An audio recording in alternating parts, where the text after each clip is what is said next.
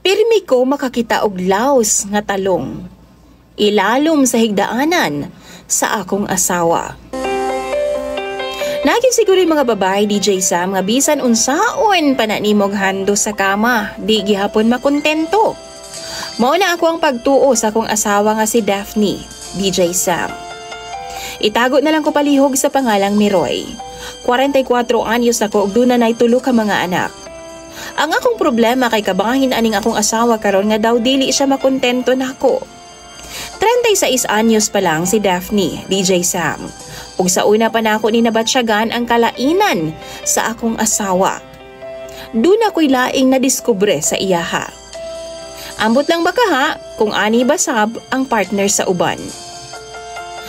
Usa magud ka beses ni ana DJ Sam, day off nako. Mao ni ang pinakaunang beses nga doon ako'y nadiskubre nga kalainan sa akong asawa. Ang akong asawa that time nagtagbo sa purok namo. Nang hindo ko sa bahay kay grabe naman kagubot sa among kwarto.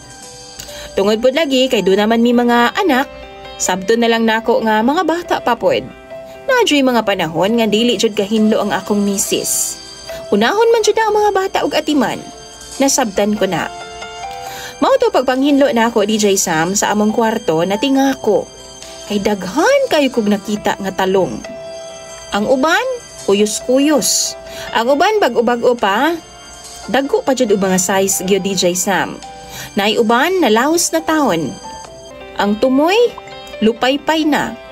Kay nasundan og nasundan pa na kada panahon nga manghinlo ko during sa kuwang day off. Kada hinlo jud ako na do nagi ko'y makita nga talong ilawom sa foam or ilalom sa among kama. Nabother ko DJ Sam.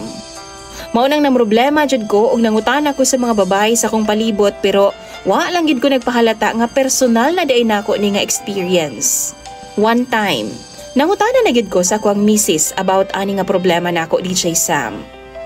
Pero ingon pa siya, ginadulaan daw sa amo ang mga anak. Grabe po ng gulay oy dulaan sa mong 3 anyos o 8 anyos nga anak. Tapos ang isa nagkamang paman. DJ Sam, wa ako mituon niya mo ang padayon kong kapangita og tubag.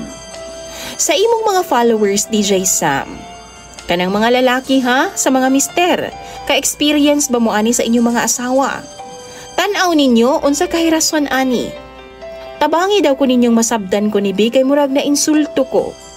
Na ako gyud na pero murag nalain ko. Dili ko gusto nga malain sa akong asawa DJ Sam, pero gusto kog tarong nga tubag. Kanang dili bakak. Dili ba siya satisfy nako? Or unsa ba? Nakaloko ba siya nako? Tambagi daw ko ninyo kay basahon ko na sa comment section. Imong follower DJ Sam, Miroy.